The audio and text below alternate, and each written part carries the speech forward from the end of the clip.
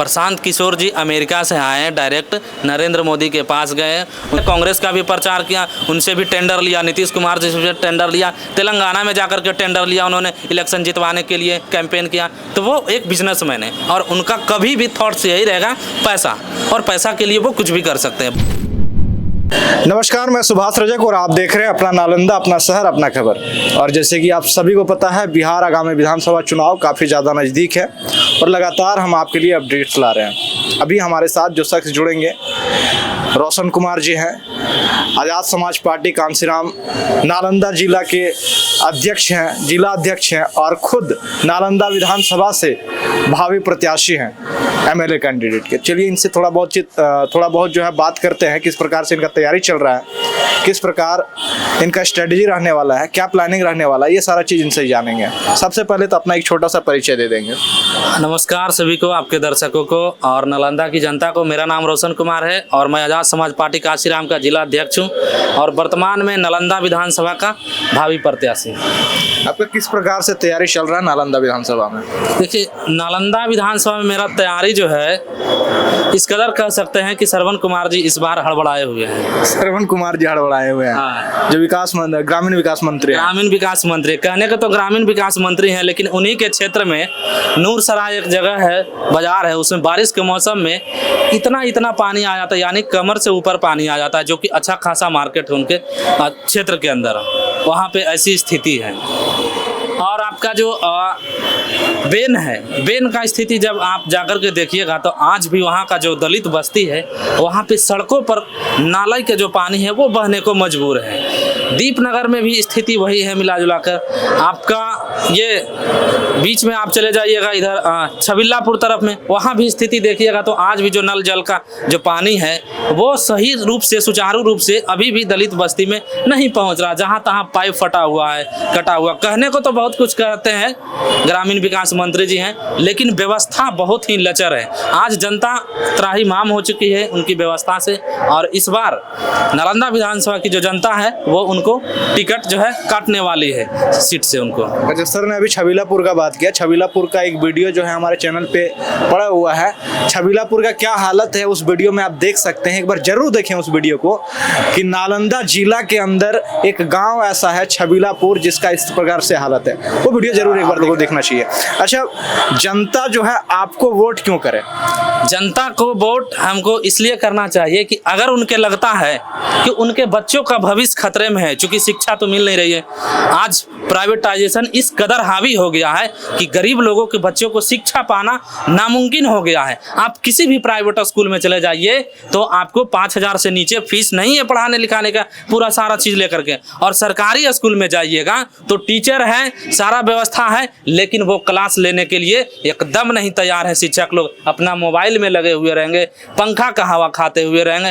ठंड का मौसम है तो आग तापेंगे, गर्मी का मौसम है तो हवा खाएंगे, बरसात का मौसम है तो अपना ऑफिस में जाकर बैठेंगे। ये स्थिति हो गई है। तो क्यों ना हमको जनता वोट करे। आज प्राइवेट अस्पतालों में जाइएगा तो आपको लूटा जा रहा है आम जनता को, लेकिन जब आप सरकारी स्कूल में, हॉस्पिटल में जब जाइएगा, सरकारी अस्पताल में, वहाँ की व्यवस्था देखिएगा तो जिधर जाइएगा बेड के नीचे से आपको बदबू आएगा और वहाँ पर एक भी कर्मचारी आपको स्टाफ मिलने वाला नहीं है। आप चल जाइए नूरसराय अस्पताल में देख लीजिए, बेन में जाकर देख लीजिए, जहाँ कहीं भी जो ब्लॉक लेवल का अस्पताल है वहाँ पर जाइएगा तो नर्स इतनी मनमानी तरीके से काम करती है। डिलीवरी पेशेंट को जबरदस्ती वो है प्राइवेट हॉस्पिटल में सेटिंग करवा के वहाँ नॉर्मल डिलीवरी करवाने की बजाय उनको प्राइवेट हॉस्पिटल में ले जाती है और कमीशन के दम पर आम गरीब जनता को जो कि है परेशान करती है और बेचने का काम करे। तो अगर नालंदा विधानसभा की जनता इन सब चीज़ों से निजात पाना चाहती है तो उनको आज़ाद समाज पार्टी और केतली का बटन दबा करके ही उनको निजात मिल सकता है। केतली को ही दबाना पड़ेगा और जिताना पड़ेगा, तभी कोई उपाय है। कुछ दिन पहले जो है राहुल गांधी जी आए हुए थे राजगीर में, संविधान सुरक्षा सम्मेलन कर रहे थे। वहाँ से उनका जो पहला वर्ड्स निकला था कि नालंदा को शिक्षा का भूमि बोला जाता था, एजुकेशन भूमि बोला जाता था, शिक्षा का भूमि, लेकिन अब जो है Nalanda crime city of India बन गया है। इस पर क्या कहना चाहेंगे? नहीं, कहीं ना कहीं उनकी बात में सच्चाई है।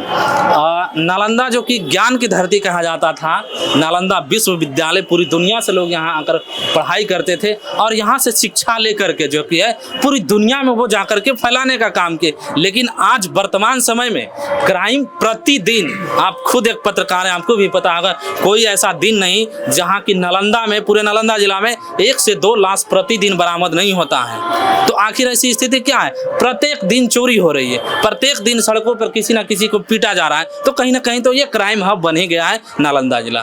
अच्छा, आज का एक मामला आया है, जैसे पटना में जो है आरजेडी लीडर थे, उनको जो है गोलियों से छल्ली कर दिया गया, उनका मर्डर कर दिया गया गोलियों से, खुलेआम।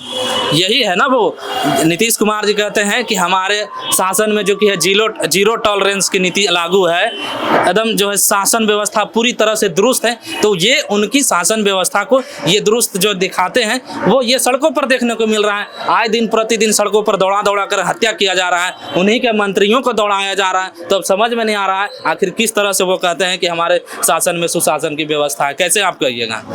कोई आम जनता कैसे कह सकता है? आप किसी भी ब्लॉक में चले जाइए, अंचल में चला जाइए, बिना पैसे दिए एक जाति या निवास तक नहीं बनता है, सबको पता है। आप भूमि से संबंधित जरा सा भी कोई काम करवाने जाइए, कर्मचारी से लेकर सीईओ तक लूट मचा रखा है। जिसकी वेतन 25 से 30 हजार रुपया है, वो करोड़ों रुपया दबाए बैठा हुआ है। जब उनके यहाँ रेड पड़ता है तो उनके घर से 90 लाख, 80 लाख, 85 लाख कहाँ से बरामद होता है? 2 करोड़ ज्वेलर, फ्लैट कहाँ से आ रहा है? ये तो क्राइम है ना। ये तो उनके शासन में जो ये व्यवस्था है, ये क्या हो गया है? अफसरशाही, जो तानाशाही हो गया है, यही सब उनके शासन में हुआ और कुछ नहीं हुआ है। अच्छा, आप देखते होंगे बिहार में कहीं ना कहीं जातिगत जो है इलेक्शन होता है, जाति के नाम पे वोट जाता है। तो क्या लगता है ये जात पात से ऊपर उठ के आपको लोग वोट करेंगे? बिल्कुल करेंगे। हम जात पात की बात ही नहीं कर रहे हैं। हम क्या कर रहे हैं कि हम आपकी बच्चों को शिक्षा देंगे बेहतर, आपको निःशुल्क जो कि है आपके लिए अस्पताल जो है कि बेहतर बनाएंगे, आपका स्वास्थ्य का इलाज निःशुल्क होगा, उसके लिए हम काम करेंगे। ये बात तो है ही कि आप जो है जात पात का बात नहीं कर रहे, लेकिन लोगों के अंदर एक मेंटेलिटी बन गया है कि हमरा जात का है हम इसको वोट देंगे, फिर हमरा जात का हम इसको वोट देंगे। तो क्या लगता है लोगों की मेंटेलिटी को आप बदल पाइएगा? जैसे प्रशांत किशोर जी भी है, वो भी बात कर रहे हैं कि आप शिक्षा के नाम पे वोट दीजिए, अपने बच्चों के भविष्य के नाम पे वोट दीजिए। आप जो है किस प्रकार लोगों की मेंटेलिटी को बदलने का प्रयास करेंगे? देखिए, प्रशांत किशोर जी और हमारी बात में अलग है। प्रशांत किशोर जी अमेरिका से आए, डायरेक्ट नरेंद्र मोदी के पास गए, उनको प्रचार एजेंसी खोले और उनको जो कि है पॉलिटिकल जो है राजनीतिक में उनको जितवाने का काम किया। गुजरात का चुनाव जितवाएं, उसके बाद फिर 2014 का इलेक्शन जितवाएं। तो वो एक बिजनेसमैन है और वो बिजनेस की तरह ही सोचेंगे। कहना अलग बात है, लेकिन अगर वो जीतते भी हैं, मुझे नहीं लगता वो जीत रहे हैं, लेकिन अगर जीतते भी हैं तो वो बिजनेस पर्पस से ही सोचेंगे। क्योंकि उन्होंने कांग्रेस का भी प्रचार किया, उनसे भी टेंडर लिया, नीतीश कुमार जी से टेंडर लिया, तेलंगाना में जाकर के टेंडर लिया, उन्होंने इलेक्शन जितवाने के लिए कैंपेन किया। तो वो एक बिजनेसमैन है और उनका कभी भी थॉट्स यही रहेगा पैसा, और पैसा के लिए वो कुछ भी कर सकते हैं। बोलना आम बात है।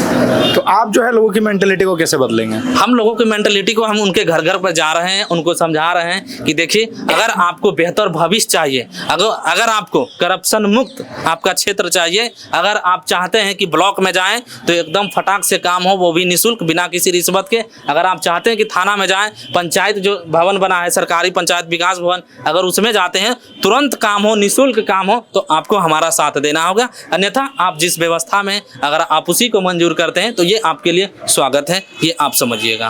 हमारा जनता को साफ साफ क्लियरेंस कहना है। तो आगे जो है अपने विधानसभा क्षेत्र के लोगों को क्या कहना चाहेंगे? मैं अपने विधानसभा क्षेत्र को लोगों से यही कहूँगा कि आपसे एक बार फिर मैं हाथ जोड़कर अपील कर रहा हूँ। एक बार आपने लगभग श्रवण विधायक जी को, ग्रामीण मंत्री जी को आपने 30-35 साल मौका दिया। एक बार बस आप एक बार केतली छाप को मौका दीजिए। आपकी प्रत्येक जब विधानसभा में जब भी आपका जो है सदन चलेगा, उस प्रत्येक सदन में मैं अपनी बात रखूंगा, अपने क्षेत्र की बात रखूंगा। और मेरे पास जो एजेंडा है मैं आपको बता देता हूं, पढ़कर मैं थोड़ा कुछ लिख कर लाया। हालांकि ये अभी नहीं लिख करना था, क्योंकि मैं मैनिफेस्टो में ये अपना जारी करता, लेकिन मैं बता दे रहा हूँ कैसे मैं रोकूंगा। इसका प्लान मेरे पास है। हवाई हम लोग बात नहीं करते हैं। देखिए, आज कहीं भी जाइएगा तो हर प्रखंड कार्यालय में रिश्वतखोरी तो है, उसको रोकने के लिए क्या करेंगे हम? किसी के पास कोई आइडिया है? क्योंकि जो लोग रिश्वत ले रहे हैं वो तो सरकारी कर्मचारी हैं, आप उनसे कैसे लड़िएगा? आप नहीं दीजिएगा, आपका काम नहीं होगा। तो उसके रोकने के लिए हम क्या करेंगे, जितने भी ब्लॉक है, अंचल है, उसमें मैं प्रत्येक महीना में मैं अपना कैंपेन लगाऊंगा। जिनका काम नहीं हो रहा है मैं खुद बैठकर, अगर मैं वहां जीता हूं तो खुद बैठकर और तमाम कर्मचारियों को उसी टेबल पर बैठा करके हैंड टू हैंड मैं काम करवाऊंगा। उसी टाइम मैं थाने में भी कैंप लगाऊंगा, प्रत्येक सरकारी अस्पताल, प्रत्येक सरकारी स्कूल में मैं महीने में एक बार विजिट करूंगा और वहां पे जा करके ये देखूंगा व्यवस्था कि शिक्षा में क्या काम हो रहा है, बच्चों का लेवल क्या है, एजुकेशन लेवल, उनको मैं टेस्ट भी करूंगा अपने लेवल तक, या फिर जो हमारी टीम रहेगी। और प्राइवेट स्कूल और जो प्राइवेट हॉस्पिटल है जो आज आम जनता को लूटने का काम करे, मैं उस पर भी निगरानी रखूंगा कि किस तरह से वो फीस में अपने बढ़ोतरी कर रहे हैं, किस तरह से गरीबों को वो लूटने का प्रयास कर रहे हैं, क्या क्या दवाएं वो चला रहे हैं। ये मैं अपनी पूरी टीम के साथ में निरीक्षण करूंगा, प्रत्येक महीना ये मैं करूंगा। और सभी ब्लॉक में मैं शिविर लगाऊंगा, सभी थानों में शिविर लगाऊंगा प्रत्येक महीना। ये मेरा है वादा है जनता से, इस तरह से मैं काम करूंगा। तो चलिए, तो आप जो है अभी सुन रहे थे रोशन कुमार जी को। इनका जो प्लानिंग रहने वाला है कि जैसे ये जीतते हैं उसके बाद जो है अपने क्षेत्र में पूरी तरह से करप्शन को जो है हटाने का काम करेंगे। ये प्रत्येक महीना जो है हर एक जगह पे कैंप लगाएंगे, वहाँ से रिव्यू लेंगे, जनता से रिव्यू लेंगे और जनता का जो रिव्यू आएगा उसके अकॉर्डिंग जो है कार्रवाई किया जाएगा, चाहे वो सरकारी अफसर हो या कोई भी हो, उसके अनुसार जो है उस पर कार्रवाई होगा और जो है पूरी तरह से करप्शन को हटाया जाएगा। और ऐसे ही अपडेट्स के लिए जुड़े रहिए हमारे चैनल के साथ। आप देख रहे हैं अपना नालंदा, कैमरामैन संजय के साथ मैं सुभाष रजक। धन्यवाद।